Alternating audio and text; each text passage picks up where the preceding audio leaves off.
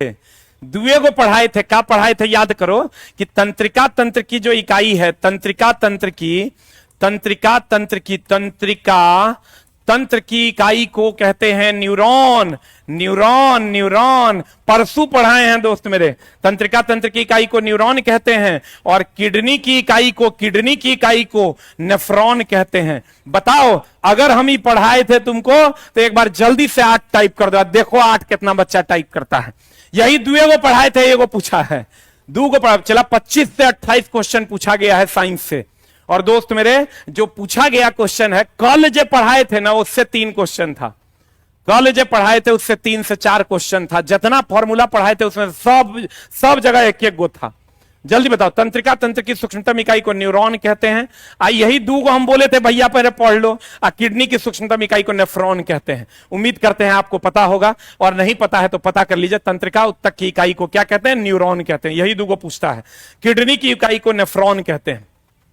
भाई देखो, अगर दोस्त मेरे दाब का सही मात्रक क्या होता है, यही बोलबे किए थे कि यही पूछेगा, यही पूछ दिया है। दाब का सही मात्रक क्या होता है दोस्त मेरे? पास्कल होता है। दाब एक अदिश राशि। अगर अब पूछेगा दाब के बारे में, तो दाब एक अदिश राशि है।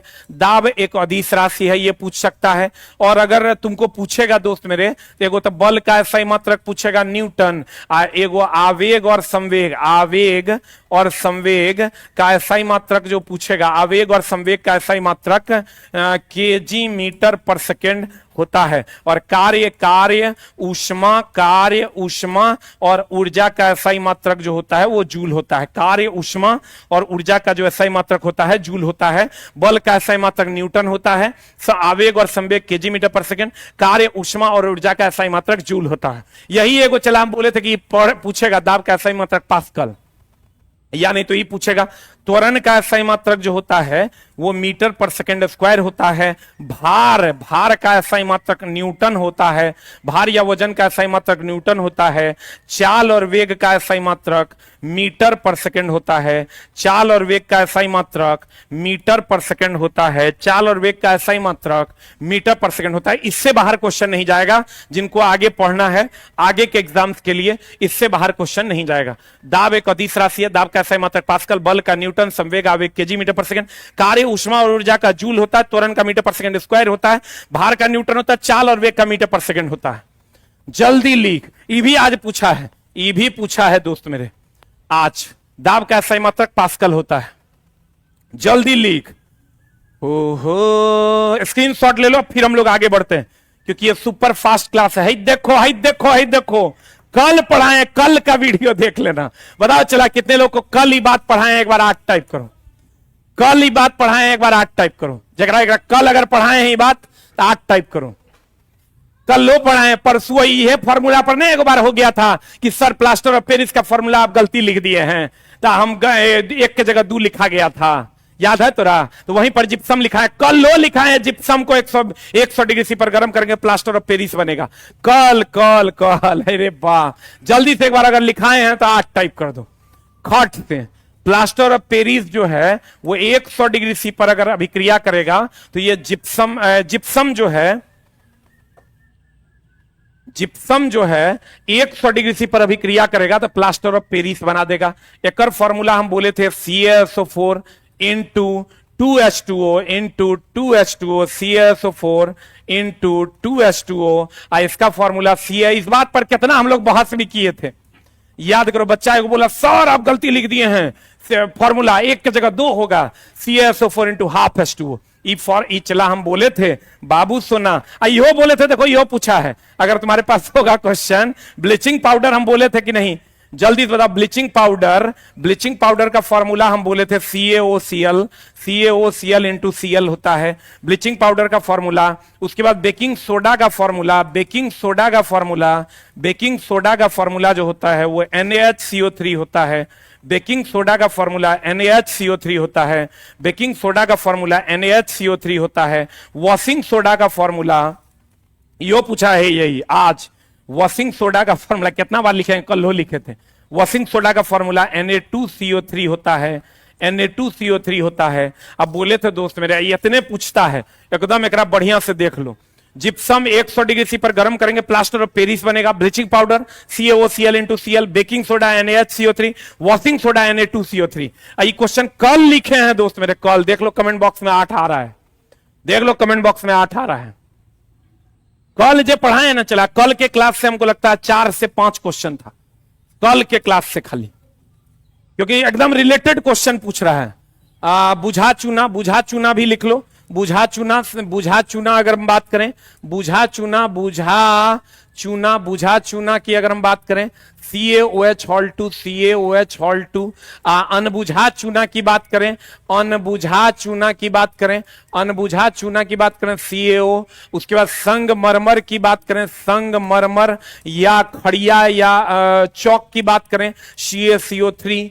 जल्दी से लिख, इससे बाहर क्वेश्चन नहीं जाएगा, स्क्रीनशॉट ले लो, इससे बाहर क्वेश्चन नहीं जाएगा, जल्दी से स्क्रीनशॉट ले लो। ओहो ला ला ला ला ला, अरे चलवा। तो इस पर हम लोग कितना बार बहस किए थे, 1 बार 2 बार, कि बाबू रे सोना रे पूछेगा रे बाबू, जल्दी से स्क्रीनशॉट ले लो, इससे बाहर नहीं जाएगा सवाल। आज ब्लीचिंगो पाउडर पूछा है, इहो पूछा है। ग्लूकोज का सूत्र तो सबको पता है, C6H12O6। चीनी कह देगा तो हो जाएगा C12H22O11, इस सबको पता होगा। ग्लूकोज का सूत्र चीनी C12H22O11 और ग्लूकोज का सूत्र C6। बताओ ऊर्जा की बात करें, ऊर्जा अगर पूछेगा सबसे अधिक ऊर्जा कौन देता है, सबसे अधिक ऊर्जा वसा देता है। सबसे अधिक ऊर्जा कौन देता है दोस्त मेरे, सबसे अधिक ऊर्जा वसा देता है। और सबसे अधिक ऊर्जा कौन देता है, वसा देता है। सबसे अधिक ऊर्जा वसा देता है। सबसे जल्दी ऊर्जा कौन देता है, सबसे जल्दी ऊर्जा कौन देता है दोस्त मेरे, सबसे जल्दी ऊर्जा कौन देता है, सबसे जल्दी ऊर्जा कौन देता है दोस्त मेरे, ग्लूकोज देता है। सबसे जल्दी ऊर्जा कौन देता है दोस्त मेरे, ग्लूकोज देता है। और सबसे अधिक ऊर्जा खाली कह देगा, ऊर्जा देता है, खाली कह देगा ऊर्जा देता है। ऊर्जा देता है तो कह देंगे कार्बोहाइड्रेट, ऊर्जा देता है तो कह देंगे कार्बोहाइड्रेट, ऊर्जा देता है कह देंगे कार्बोहाइड्रेट।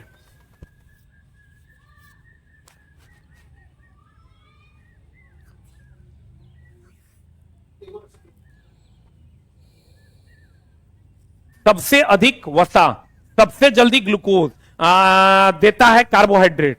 सबसे ज्यादा देता है कह देगा ऊर्जा देता है कार्बोहाइड्रेट। सबसे जल्दी ग्लूकोज, सबसे अधिक वसा चीनी C12H22O11, ग्लूकोज C6H12O6।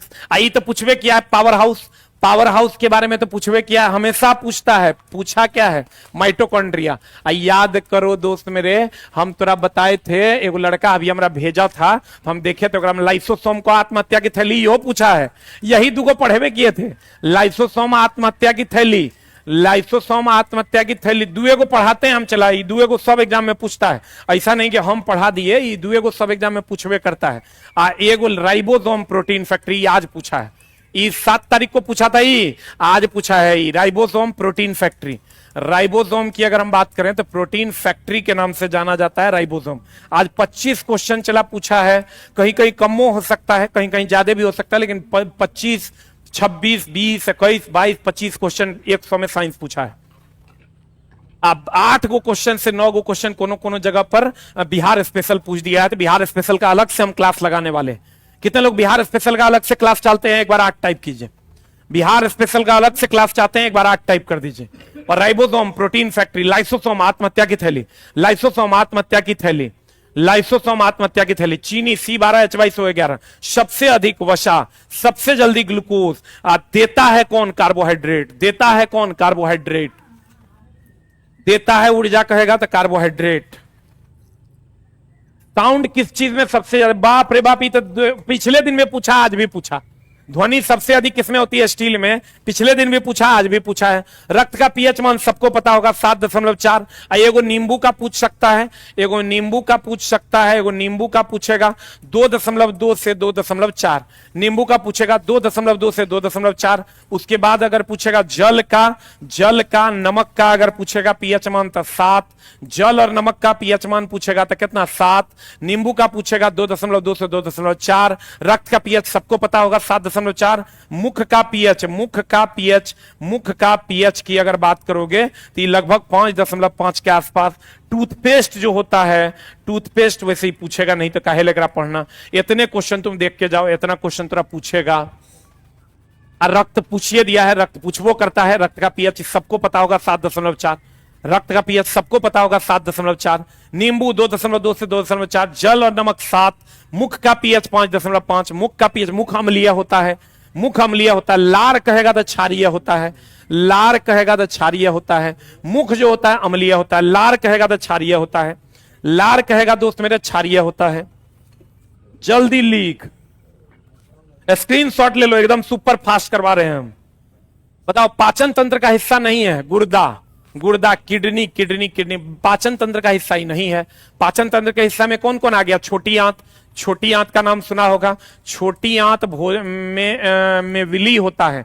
अब विली जो है भोजन रस का अवशोषण करता है। विली की अगर हम बात करें तो ये भोजन रस का अवशोषण करता है, भोजन रस का अवशोषण करता है। भोजन रस का अवशोषण जो है कौन करता है? विली करता है। भोजन रस का अवशोषण जो है, अवशोषण जो है वो विली करता है। छोटी आंत की अगर हम बात करें, छोटी आंत में विली होता है, ये भोजन रस का अवशोषण करता है। बड़ी आंत की अगर बात करोगे, बड़ी आंत की अगर बात करोगे तो बड़ी आंत पानी का अवशोषण करता है, पानी का अवशोषण करता है। बड़ी आंत की अगर बात करोगे तो ये पानी का अवशोषण करता है। बड़ी आंत की अगर बात करोगे तो ये पानी का क्या करता है? अवशोषण करता है। जल्दी लिख।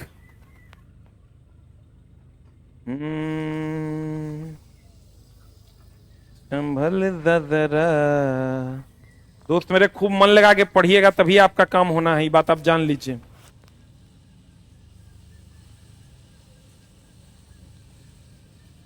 खूब मन लगा के पढ़िएगा तभी आपका काम होना है।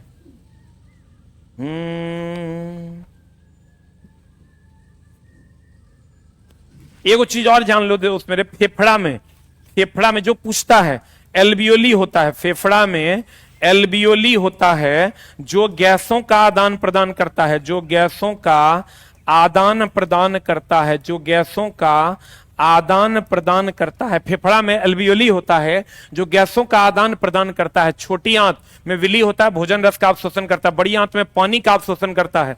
और फेफड़ा एल्वियोली होता है जो गैसों का आदान प्रदान करता है। फेफड़ा में एल्वियोली होता है जो गैसों का आदान प्रदान करता है। जल्दी से लिख लो। अब बताओ, पेट में एकमात्र अम्ल होता है HCl। पेट में एकमात्र अम्ल होता है HCl। पेट में अगर हम बात करें तो एकमात्र अम्ल होता है HCl। पेट में एकमात्र अम्ल होता है HCl। पेट में एकमात्र अम्ल होता है HCl। जल्दी लिख।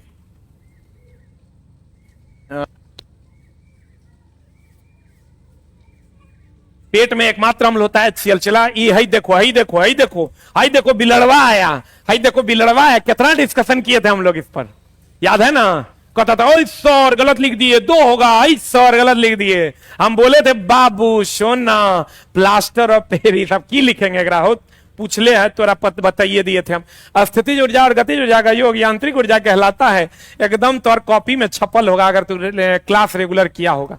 सबको पता है potential energy plus kinetic energy बराबर होता है यांत्रिक ऊर्जा, बराबर होता है यांत्रिक ऊर्जा। और ऊर्जा ना तो उत्पन्न की जा सकती है ना ही नष्ट की जा सकती है। ऊर्जा को एक रूप से दूसरे रूप में बदला जा सकता है। यो पूछेगा, चला जैसे बैटरी पूछ देगा रासायनिक ऊर्जा को किस ऊर्जा में बदलता है? विद्युत ऊर्जा में। ये माइक्रोफोन है, ध्वनि ऊर्जा को किस ऊर्जा में बदलता है? विद्युत ऊर्जा में। ये पूछेगा, यहां से क्वेश्चन आते हैं। पोटेंशियल एनर्जी प्लस काइनेटिक, आप फॉर्मूला ये भी पूछा है, चला तोरा P बराबर M इंटू V कल लो बताए थे। पोटेंशियल एनर्जी बराबर mgh, पोटेंशियल एनर्जी बराबर mgh। काइनेटिक एनर्जी बराबर फॉर्मूला पूछा है हाफ mv², हाफ mv² और p²/2mv होता है। लेकिन यहां तक तो और क्वेश्चन जाएगा नहीं, इसलिए उधर तुम मत भटको। ये कहेगा इसको दुगुना करेंगे, ये दुगुना हो जाएगा। यहां कहेगा इसको दुगुना करेंगे तो 4 गुना हो जाएगा। इस टाइप का सवाल तुमको पूछेगा। एक और हमेशा ध्यान रखना, बांध में हम कल भी बताए थे कि एक के बात को, चूंकि चला वही सब बात पूछिए रहा है। बांध में, स्प्रिंग में, बांध में, स्प्रिंग में, और बाद गुलेल में, गुलेल में, बांध में, स्प्रिंग में, गुलेल में, इस सब में पोटेंशियल एनर्जी होता है। बंद में, स्प्रिंग में, गुलेल में, इस सब में कौन ऊर्जा होता है? पोटेंशियल एनर्जी होता है। उठाए हुए हथौड़े में, इस सब में कौन ऊर्जा होता है? पोटेंशियल एनर्जी होता है, स्थितिज ऊर्जा होता है। पूछेगा potential energy plus kinetic energy बराबर क्या होता है? यांत्रिक ऊर्जा होता है। और P बराबर M into V, potential energy बराबर mgh। पोटेंशियल एनर्जी बराबर क्या होता है दोस्त मेरे? mgh। पोटेंशियल एनर्जी बराबर फॉर्मूला होता है mgh। स्थितिज ऊर्जा और गतिज ऊर्जा का योग क्या होता है? यांत्रिक ऊर्जा। स्थितिज ऊर्जा और गतिज ऊर्जा का जो योग होता है दोस्त मेरे, यांत्रिक ऊर्जा होता है। स्थितिज ऊर्जा और गतिज ऊर्जा का जो योग होता है वो यांत्रिक ऊर्जा होता है। ये तो सब को नहीं जानत है जग में कि एनोड पॉजिटिव है कैथोड निगेटिव, को नहीं जानत है जग में। एनोड जो है, एनोड पॉजिटिव होता है और कैथोड निगेटिव होता है, लेकिन इलेक्ट्रोकेमिकल सेल में उल्टा हो जाता है। कैथोड है ऋणात्मक होता है, कैथोड जो है ऋणात्मक होता है, एनोड पॉजिटिव होता है। और तुरा यो पूछा है अल्फा पर कौन चार्ज होगा? Positive charge. बीटा पर कौन चार्ज होगा? Negative charge. और गामा पर कौन चार्ज होगा? कोई चार्ज नहीं। अल्फा के बारे में पूछबो किया, अल्फा हीलियम के नाभिक के बराबर होता है, 2 यूनिट का धन आवेश होता है उस पर। बीटा पर निगेटिव चार्ज 1 यूनिट का होता है। एनोड बोले तो पॉजिटिव, कैथोड बोले तो निगेटिव। इससे बाहर नहीं जाएगा क्वेश्चन।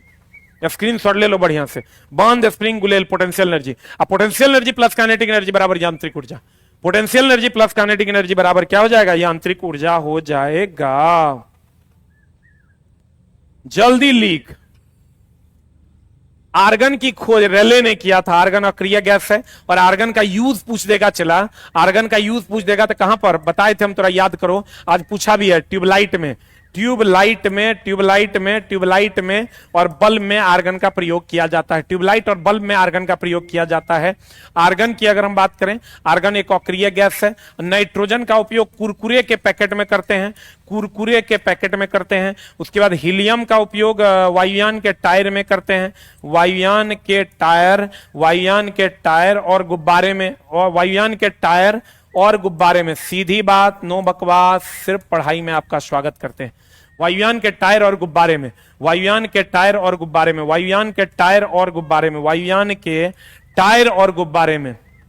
नाइट्रोजन कुरकुरे के लिए, हीलियम वायुयान के टायर और गुब्बारे में हीलियम भरा जाता है। गोताखोर कहेगा, गोताखोर कहेगा, गोताखोर, तो गोताखोर oxygen plus helium, oxygen plus helium, कम गहराई के, ऑक्सीजन प्लस हीलियम अधिक गहराई के लिए, अधिक गहराई के लिए, ऑक्सीजन प्लस नाइट्रोजन कम गहराई के लिए, कम गहराई के लिए। अस्पताल में कहेगा, अस्पताल में कहेगा, अस्पताल में कह देगा तो ऑक्सीजन प्लस हीलियम।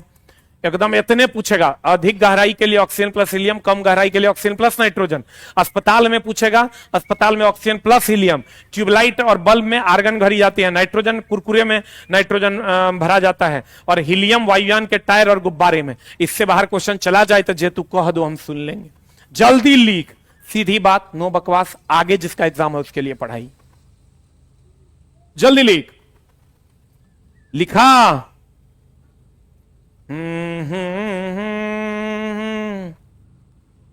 जल्दी लीक चला। चालक का प्रतिरोध, सब क्वेश्चन की पढ़ाएंगे, तोरा बताई, तोरा नहीं आता है कि चालक के प्रतिरोध का सही मात्रक। तो देखो क्या क्या पूछेगा, विभव का, विभव का या ईएमएफ का, विभव का या ईएमएफ का सही मात्रक होता है वोल्ट, इसका सही मात्रक होता है वोल्ट। धारा का सही मात्रक होता है एम्पियर, धारा का सही मात्रक एम्पियर। फ्लक्स का सही मात्रक वेबर, फ्लक्स का सही मात्रक होता है वेबर, फ्लक्स का सही मात्रक होता है वेबर।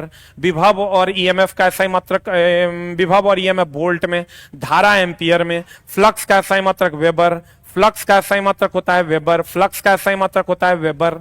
उसके बाद प्रतिरोध का, प्रतिरोध का सही मात्रक होता है ओम, प्रतिरोध का सही मात्रक होता है ओम। अब प्रतिरोधकता का सही मात्रक होता है, प्रतिरोधकता का सही मात्रक होता है ओम मीटर, प्रतिरोधकता का सही मात्रक होता है ओम मीटर। विभव या ईएमएफ का वोल्ट, धारा का एम्पियर, फ्लक्स का वेबर, प्रतिरोध का ओम, प्रतिरोधकता का ओम मीटर, प्रतिरोधकता का ओम मीटर, प्रतिरोधकता का ओम मीटर, प्रतिरोधकता का ओम मीटर। चालक का प्रतिरोध का सही मात्रक ओम, विभव ईएमएफ वोल्ट, धारा एम्पियर, फ्लक्स वेबर, प्रतिरोध ओम, प्रतिरोध का ओम, प्रतिरोधकता का ओम मीटर। चालकता, चालकता ये अगर पूछा है तो ये पूछ सकता है।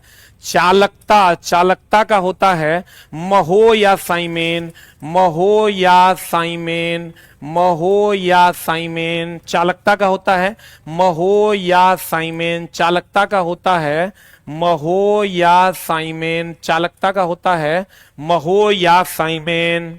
जल्दी लिख।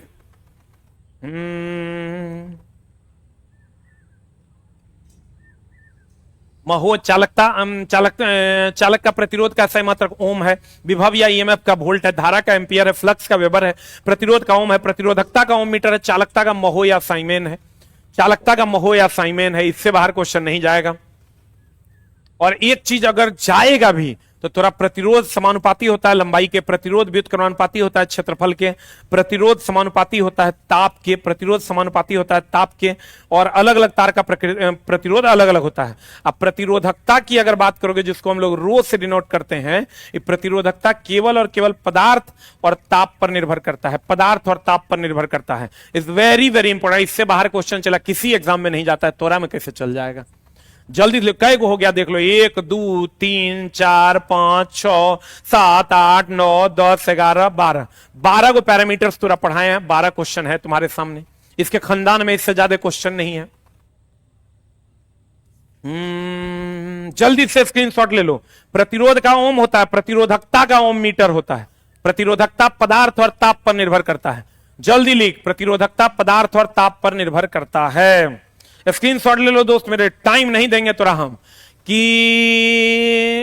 किसमिस के, अरे बाप, एक को लाइनें पढ़ाए थे, यही लाइनें तोरा पढ़ाए थे। परासरण किसमिस का फूलना, परासरण किसमिस का फूलना। दुए को पूछता है, देखो परासरण सटके का फूलना, सटके का फूलना परासरण कहलाता है, सटके का फूलना परासरण कहलाता है, सटके का फूलना। आएगो देगा उत्क्रम परासरण, रिवर्स ऑस्मोसिस, उत्क्रम परासरण, उत्क्रम उत्क्रम उत्क्रम परासरण जो होता है, उत्क्रम परासरण होता है जल जल जल का शुद्धिकरण, उत्क्रम परासरण जल का शुद्धिकरण, उत्क्रम परासरण जल का शुद्धिकरण। किसमिस का पानी में डालने पर फूल जाना परासरण, सटके का फूलना यह परासरण है। उत्क्रम परासरण जल का शुद्धिकरण। आसवन भी होता है, आसवन भी होता है दोस्त मेरे जल का शुद्धिकरण, आसवन समुद्री जल का शुद्धिकरण। एक होता है प्रभाजी आसवन, पेट्रोलियम का शुद्धिकरण, प्रभाजी आसवन, प्रभाजी आसवन पेट्रोलियम का शुद्धिकरण, प्रभाजी आसवन पेट्रोलियम का शुद्धिकरण, प्रभाजी आसवन पेट्रोलियम का शुद्धिकरण, प्रभाजी आसवन पेट्रोलियम का शुद्धिकरण, पेट्रोलियम का शुद्धिकरण। उत्क्रम परासरण या आसवन दे देगा जल का शुद्धिकरण, और आसवन तो समुद्री जल का भी शुद्धिकरण है, समुद्री जल का शुद्धिकरण, समुद्री जल का शुद्धिकरण। किसमिस का फूल जाना परासरण, सटके का फूलना परासरण, सटके का फूलना परासरण। उत्क्रम परासरण जल का शुद्धिकरण, आसवन समुद्री जल का शुद्धिकरण, प्रभाजी आसवन, प्रभाजी आसवन पेट्रोलियम का शुद्धिकरण, प्रभाजी आसवन पेट्रोलियम का शुद्धिकरण, प्रभाजी आसवन पेट्रोलियम का शुद्धिकरण।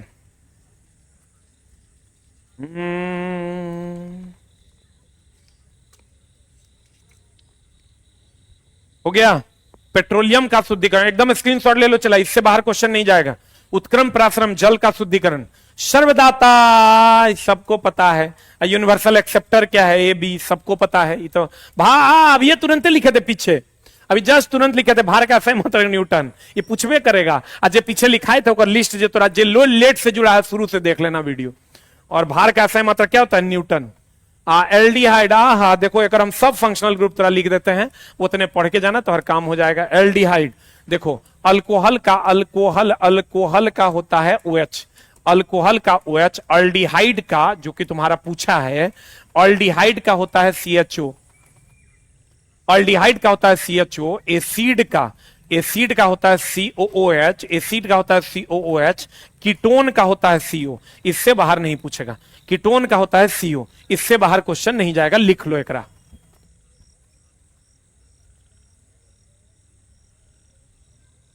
जल्दी लिख, alcohol OH, aldehyde CHO, acid COOH, ketone CO, ketone CO, ketone CO, ketone CO। जल्दी लिख, इससे बाहर क्वेश्चन नहीं जाएगा। अगर जाएगा, अगर जाएगा तो एल्केन पूछेगा, एल्केन का फॉर्मूला पूछेगा CnH2n। नहीं पूछता है इसलिए चला, कभी कभी पूछ भी देता है क्योंकि इतना बड़ा ऑप्शन टाइप करने में बहुत दिक्कत होता है। CnH2n एल्का हम लोग को चला, ये समझो कि तुमको भी अंदाजा हो जाएगा, जो ऑप्शन टाइप करने में बहुत दिक्कत होता है ना, वो नहीं है के बराबर पूछता है। इधर बिहार पुलिस वगैरह में छोटे छोटे ऑप्शंस वाले क्वेश्चन पूछते हैं कि एक आध, लेकिन 2 4 5 को चला अच्छा अच्छा क्वेश्चन भी रहता है जे एकदम तरह बनाना पड़ेगा तभी तुम्हारा मेरिट बनना है। Alkane alkene alkyne, alkane alkene alkyne, alkane alkene alkyne. ई जो है एल्केन को संतृप्त कहते हैं क्योंकि इसमें सिंगल बॉन्ड होता है। ई दोनों को डबल या ट्रिपल बॉन्ड होता है, इसको असंतृप्त कहते हैं, असंतृप्त कहते हैं। एल्केन को संतृप्त कहते हैं, एल्कीन को असंतृप्त कहते हैं। जल्दी से लिख लो। लिखा। अगला, विद्युत रोधी आवरण का रंग कैसा होता है? विद्युत रोधी आवरण का रंग क्या होता है? काला रंग। ये चला क्वेश्चन में गड़बड़ी है, विद्युत रोधी नहीं होना चाहिए था, यहां अर्थ वायर होना चाहिए या न्यूट्रल वायर होना चाहिए था। क्वेश्चन में थोड़ा सा गड़बड़ी है, क्वेश्चन में जो है थोड़ा सा गड़बड़ी है। ये क्वेश्चन ऐसा नहीं होना चाहिए था, क्वेश्चन दे दिया है गड़बड़। ये मतलब जो लिखाया होगा वो समझ नहीं पाया।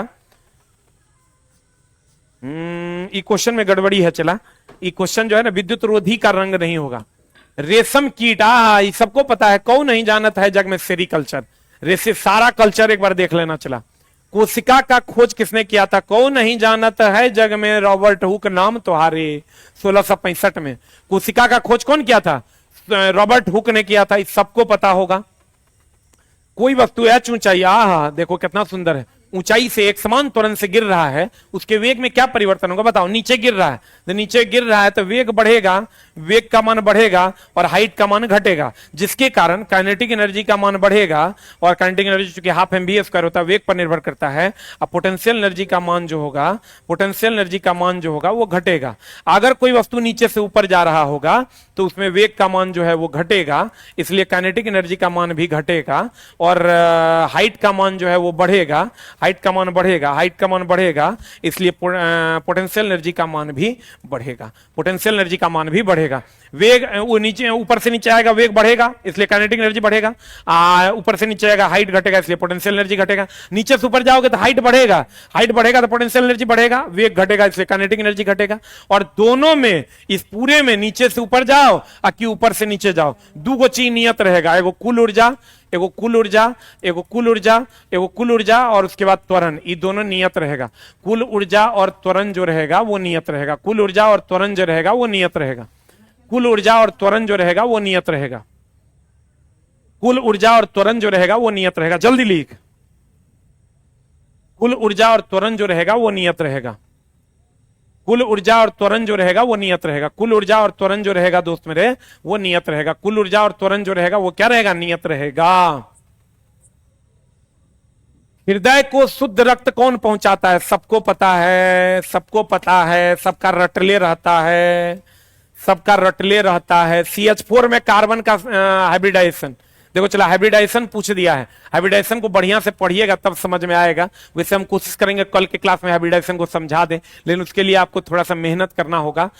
CH4 की अगर हम बात करें, CH4 में देखो अगर पढ़ा होगा दोस्त मेरे, सब जगह सिंगल बॉन्ड है, सिंगल बॉन्ड है तो इस सिग्मा हो गया, इस सिग्मा, इस सिग्मा, इस सिग्मा, 4 गो सिग्मा है, इसलिए sp3 हाइब्रिडाइजेशन है। तो 2 गो और हम दे दिए। अगर ये पूछा है, चलो नहीं भी पढ़ाएंगे चला, तो 1 1 2 एगो H2O की अगर बात करोगे तो H2O नहीं है के बराबर पूछता है। इसको देख लो, इतना से क्वेश्चन आएगा। CH4 sp3 CO2 sp O2 sp2 O2 sp2 hybridization, CO2 1 1 2 sp, central atom पे डिपेंड करता है। चला इसको याद रख लो, इतना से क्वेश्चन तो पूछेगा। गतिज ऊर्जा, दुगुना कर दिया जाए, कल हो बोले थे, अभी हो बोले हैं, काइनेटिक एनर्जी बराबर हाफ mv²। अब गतिज ऊर्जा को दुगुना करने पर संवेग, यही बराबर होता है p²/2m, यही बराबर होता है p²/2m। तो बताओ यहां से अगर p²/2m इसको दुगुना करोगे तो ये, अगर काइनेटिक एनर्जी बराबर हम फॉर्मूला लगाते हैं, काइनेटिक एनर्जी बराबर फॉर्मूला लगाते हैं p²/2m, देखो पूछ दिया है, हमको नहीं लग रहा था ये पूछेगा, लेकिन चला पूछ दिया है। अब पूछ दिया थी, कल भी बताए थे हम कि फॉर्मूला याद रखना। चला P बराबर mv, पोटेंशियल एनर्जी बराबर mgh। यहां से क्या करना दोस्त मेरे, इसको इधर लाओगे तो P बराबर हो जाएगा √ऑफ काइनेटिक एनर्जी √2m। देख लो कैसे, इधर आएगा गुना में, I² इधर आएगा, दोनों पर रूट हो जाएगा। अब कह रहा है गतिज ऊर्जा को दुगुना करने पर संवेग, इसको दुगुना करोगे तो इसको दुगुना करोगे, ये बाहर आएगा तो √2 गुना हो जाएगा, इसको दुगुना करोगे तो बाहर आएगा तो कितना गुना हो जाएगा? √2 गुना हो जाएगा। ई समझ लो तड़ा, फूसेंट, फूसेंट से नहीं होगा, फूसेंट पढ़ने से नहीं होगा, फूसेंट से फूस हो जाएगा, SCRT पढ़ना पड़ेगा, चला तभी तो हर काम होना है, फूसेंट पढ़ने से नहीं होगा। न्यूमेरिकल भी पूछा है, DNA को ही तो सबको पता है, सबको पता है, डाई कार्बोक्सिलिक एसिड सबको पता है, RNA राइबोन्यूक्लिक एसिड सबको पता है। आहा आहा, 1 न्यूटन बराबर कौन नहीं जानता है जग में, 1 न्यूटन बराबर 10⁵ डाइन, 10⁵ डाइन, 1 जूल बराबर 10⁷ अर्ग, 1 जूल बराबर 10⁷ अर्ग, अर्ग अर्ग, 1 जूल बराबर 10⁷ अर्ग, 1 न्यूटन बराबर 10⁵ डाइन। इतने चला पूछता है मेनली, इसको उल्टा फेर करके पूछ देता है, 1 न्यूटन कितना डाइन के बराबर होता है, सबको पता है 10⁵ डाइन के बराबर होता है। न्यूटन एसआई मात्रक है, डाइन सीजीएस मात्रक है, न्यूटन एसआई मात्रक है, डाइन सीजीएस मात्रक है। अगला कौन उष्माक्षेपी, यही दुए को पढ़ेवे किए थे, चला हम उष्माक्षेपी अशोषी का, उष्माक्षेपी अशोषी का दुए को हम बोले थे भैया मेरे, उष्माक्षेपी, उष्माक्षेपी जो उष्मा देगा, जो उष्मा देगा, जो उष्मा देगा, उष्मा शोषी, सब अभिक्रिया के प्रकार पढ़ा दिए हैं। उष्मा शोषी जो उष्मा लेगा, जो उष्मा लेगा, उष्माक्षेपी जो उष्मा देगा, और उष्मा शोषी जो उष्मा लेगा। बताओ कौन उष्माक्षेपी अभिक्रिया नहीं है? तो वाष्पीकरण जो है ये उष्मा लेता है, देख लो, ये वाष्पीकरण ही नहीं, उष्मा शोषी में एगो वाष्पीकरण है, एगो वाष्पीकरण है, और एगो ऊर्ध्वपातन है, एगो ऊर्ध्वपातन है, ऊर्ध्वपातन है, एगो वाष्पीकरण है, एगो ऊर्ध्वपातन है, जो उष्मा लेता है, लेगा, गरमाएगा तब न चला वाष्पीकृत होगा रे। तो वाष्पीकरण और ऊर्ध्वपातन ये उष्मा शोषी अभिक्रिया है, वाष्पीकरण ये उष्मा शोषी है। इधर आओगे तो अम्ल, अम्ल, अम्ल डिटर्जेंट, डिटर्जेंट, अम्ल डिटर्जेंट, अम्ल डिटर्जेंट, अम्ल डिटर्जेंट, अम्ल डिटर्जेंट, अम्ल डिटर्जेंट, उसके बाद सीमेंट, सीमेंट, चूना, ये सब जब ऑक्सीजन से अभिक्रिया, जल से अभिक्रिया करेगा तो ये सब उष्माक्षेपी अभिक्रिया है, उष्मा देगा। ये चला फिक्स है कि वाष्पीकरण कौन अभिक्रिया है, ये पूछता है। ऊर्ध्वपातन, ऊर्ध्वपातन मतलब ठोस से सीधे गैस में बदल जाना, ठोस से सीधे गैस में बदल जाना ऊर्ध्वपातन कहलाता है, और गैस ठोस में बदलेगा डिपोजिशन कहलाता है। वाष्पीकरण हर एक ताप पर होता है, हर एक ताप पर होता है, क्षेत्रफल पर निर्भर करता है, क्षेत्रफल पर निर्भर करता है, क्षेत्रफल पर निर्भर करता है, क्षेत्रफल पर निर्भर करता है। उष्माक्षेपी जो उष्मा देगा, उष्मा शोषी जो उष्मा लेगा। वाष्पीकरण, ऊर्ध्वपातन ठोस से सीधे गैस में बदलता है। अम्ल, डिटर्जेंट, सीमेंट, चूना और जल ये सब चला उष्मा देगा, ये सब उष्मा क्या करेगा, देगा। Is right answer. जल्दी से इसको लिख लो, एकदम सीधी बात, नो बकवास, सिर्फ कंटेंट में आपका स्वागत करते हैं।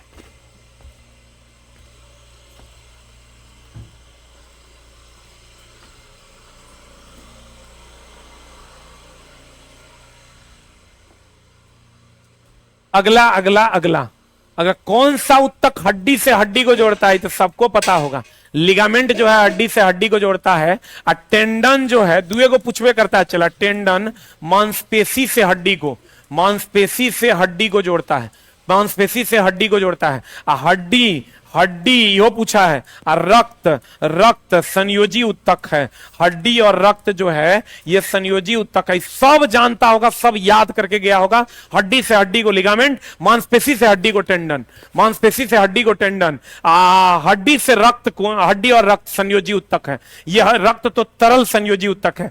हड्डी कैल्शियम फॉस्फेट का बना होता है, CA3PO4 हॉल 2 कैल्शियम फॉस्फेट का हड्डी बना होता है।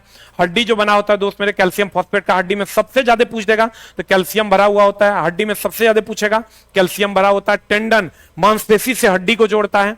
टेंडन की अगर हम बात करें तो मांसपेशी से किसको जोड़ता है, हड्डी को जोड़ता है।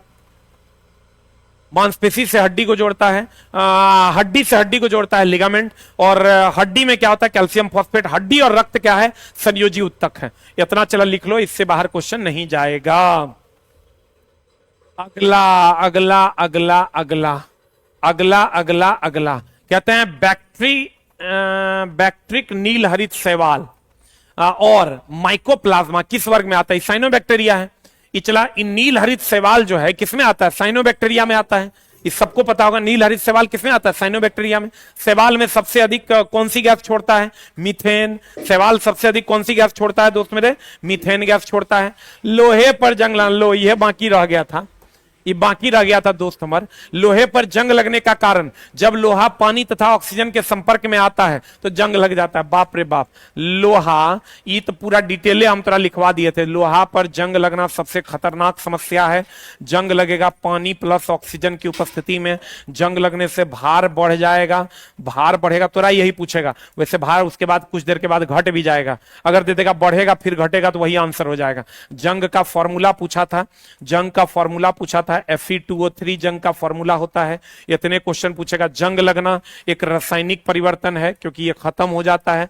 रासायनिक या भौतिक परिवर्तन से क्वेश्चन रहेगा, चला इसलिए इसको देख लो। भौतिक परिवर्तन होता है, भौतिक परिवर्तन होता है जकरा मिल जाए, जैसे पानी बर्फ बनेगा, बर्फ फिर पानी बन जाएगा।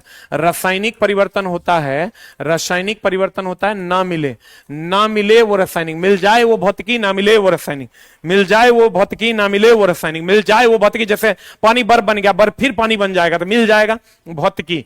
नहीं मिलेगा तो रासायनिक, नहीं मिले, ना मिले वो रासायनिक, मिल जाए वो भौतिकी, ना मिले वो रासायनिक। लोहे में जंग लगना, पानी प्लस ऑक्सीजन, भार बढ़ेगा।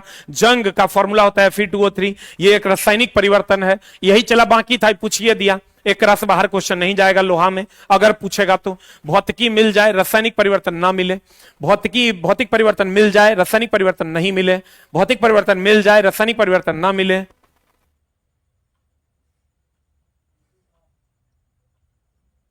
Hello hello hello hello hello hello hello hello hello, जल्दी लीक। कहते 22 कैरेट, कल पढ़ाए थे 22 कैरेट, 24 कैरेट होगा तो 100%। कल पढ़ाए थे, चला कल पढ़ाए हैं। 22 कैरेट सोना किसका उदाहरण है? मिश्र धातु का उदाहरण है। सोना के मिश्र धातु का उदाहरण है। और 22 कैरेट, 24 कैरेट बोले तो 100%, 24 कैरेट बोले थे कल पढ़ाए थे, 24 कैरेट बोले तो क्या 100%। चला देख लेना, ये तो जो 1600 का पीडीएफ दिया उसमें भी क्वेश्चन प्रमुखता से पहले पन्ने पर होगा, पहला या दूसरा पे। एम कोष में इलेक्ट्रॉन की उपस्थिति, हम बोले थे कक्षा को KLMNOPQ से डिनोट करते हैं, और इसमें महत्तम इलेक्ट्रॉन की संख्या 2n² होता है। K के लिए n बराबर 1 होता है, 2 × 1 का स्क्वायर 2 हो जाएगा। K के बाद L के लिए ये सब चला फिक्स क्वेश्चन है। L के लिए 2 होता है, 2 दूनी 4 दूनी 8 हो जाएगा। M के लिए 3 होता है, 3 × 9 दूनी 18 हो जाएगा। N के लिए 4 होता है, 4 × 16 दूनी 32 हो जाएगा। जल्दी से लिख KLMN, KLM, इसी तरह OPQ भी आगे जाएगा आंसर। जल्दी लिख KLMNOPQ। K के लिए n बराबर 1, 2, L n बराबर 2, M n बराबर 3, n हो जाएगा तो n बराबर 4 हो जाएगा। जल्दी लिख KLMNOPQ, एकदम चला जल्दी से स्क्रीनशॉट ले लो। 2n² का फॉर्मूला होता है, K में n का मान 1 होता है, L में n का मान 2 होता है। ब्लीचिंग पाउडर कल का क्लास देख लेना, पीछे पलट के CaOCl2 लिखा दिए हैं। फॉर्मूला देखो, पूछ दिया किसी विद्युत परिपथ में ऊर्जा, किसी विद्युत परिपथ में ऊर्जा की खपत की दर क्या कहलाती है? विद्युत शक्ति कहलाती है। देखो कार्य करने की दर या ऊर्जा की दर, ऊर्जा या कार्य की जो दर है वो शक्ति कहलाती है। दर मतलब बट्टे में टाइम। देखो दुए को मामले है, कार्य करने की क्षमता, कार्य करने की क्षमता, कार्य करने की क्षमता को ऊर्जा कहते हैं, और कार्य करने की दर को शक्ति कहते हैं। कार्य करने की दर को, कार्य करने की दर को शक्ति कहते हैं। कार्य करने की क्षमता को ऊर्जा कहते हैं, कार्य करने की दर को शक्ति कहते हैं। कार्य करने की क्षमता को ऊर्जा कहते हैं, कार्य करने की दर को शक्ति कहते हैं। कार्य करने की क्षमता को ऊर्जा कहते हैं, कार्य करने की दर को शक्ति कहते हैं। जल्दी लिख, कार्य करने की क्षमता को ऊर्जा, कार्य करने की दर को शक्ति। कार्य करने की क्षमता को ऊर्जा, कार्य करने की दर को शक्ति। दुए को पूछवे करता है, बिच्छू के डंग, बिच्छू, बर्रा, जे कह दो फॉर्मिक एसिड। बिच्छू, बर्रा, मधुमक्खी, सब में फॉर्मिक एसिड सबको पता है। बच्चा का बौनापन किस हार्मोन के कारण? एस्ट्रियस हार्मोन के कारण, सोमेटोट्रोपिक हार्मोन के कारण जो होता है बच्चों में बौनापन होता है। बहुत बहुत धन्यवाद। और आज हम लेकर आए थे आपके लिए 35 टॉप क्वेश्चंस, 35 टॉप क्वेश्चन। एक चला हम तरह दे के जाते हैं, बताओ तो बुझा चूना का फॉर्मूला, बुझा चूना का फॉर्मूला बताओ। ये अभी एकरे बारी है, यही बचल है, CaOH2 और CaO। बताओ की होगा। MgOH Hall 2 पूछ दिया, मिल्क ऑफ मैग्नीशिया, आज ब्लीचिंग पाउडर भी पूछ दिया, जिप्सम भी पूछ दिया, प्लास्टर ऑफ पेरिस भी पूछ दिया। अब यही एगो बच्चल है, बता बुझा चुना। देखो बुझने के लिए चाहिए जल, और जल बोले तो H2O, आप बोले तो H और O, जकरा में H और O दोनों है वो बुझा है, और जकरा में खाली O है ये अनबुझा है। क्योंकि भैया बुझाने के लिए चाहिए जल, एकदम जुगाड़ी बढ़िया सीख लो। बुझाने के लिए चाहिए जल, और जल चाहिए तो H और O, एकरा में H और O है तो ये बुझा है, एकरा में खाली O है तो ये अनबुझा है। Thank you very much, love you all, नमस्कार। मिलते हैं आप चंद्रा सर से, और फटाफट अंदाज में आप एकदम अनाधून जितने भी क्वेश्चन हम लोग कलेक्ट कर पाए हैं वो सारे आपको दे देंगे। और अभी से लेकर 18 तारीख तक, जो अगला आपका एग्जाम है 18 तारीख तक, हर वो चीज पढ़ा देंगे, बिहार स्पेशल चाहे कुछ भी, हर वो चीज वो आपको हम पढ़ा देंगे जो आपके लिए जरूरी है। तो कोशिश कीजिए दोस्त मेरे, अपने से भी पढ़ने का, हमसे भी जुड़ के लाभ उठाइए। हम ये नहीं कहते कि हमसे सारा क्वेश्चन लड़ जाएगा तो हम भगवान हो जाएंगे, उसका नाम है पर इच्छा, दूसरों की इच्छा, तो वो हमारी इच्छा से तो होगा नहीं। लेकिन सारा पढ़ लेंगे उससे बाहर जाएगा भी नहीं। अगर आपका एग्जाम हो गया है तो दोस्त मेरे आप ये समझ लीजिए कि चैन से नहीं बैठिए। अगर आपका रिजल्ट होगा तब भी आप पढ़िए अपने आगे के भविष्य के लिए, इससे ऊपर जाने के लिए। अगर आपका रिजल्ट नहीं होगा तब भी आप पढ़िए अगली वैकेंसी के लिए, क्योंकि अगली वैकेंसी आपके सामने खड़ी है। मैं और मेरी टीम आपके साथ है, हम कोशिश करेंगे आप तक पहुंचने की। दोस्त मेरे, अगर मेरा पेड कोर्स लगे कि हम पेड कोर्स चला रहे हैं तो मत आना, लेकिन अगर फ्री में पढ़ा रहे हैं यूट्यूब पे तो आके पढ़ लेना। नमस्कार, थैंक यू वेरी मच।